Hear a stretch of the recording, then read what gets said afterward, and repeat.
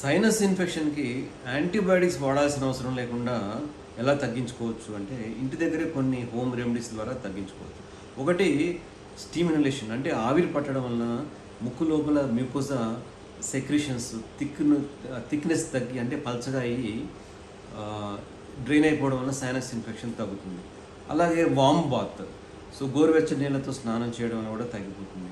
అలాగే మనం వెలికిలో పడుకున్నప్పుడు తల పైభాగం అంటే గుండె కంటే కూడా పైభాగాలన్నీ కూడా కొంచెం ఎత్తుగా 15 degrees ఎత్తుగా ఉంచుకుంటే డీకంజెషన్ అంటే ముక్కు దిబ్బడ అవన్నీ తగ్గి డ్రైనేజ్ క్లియర్ అయ్యి సైనస్ ఇన్ఫెక్షన్ తగ్గే అవకాశం ఉంటుంది.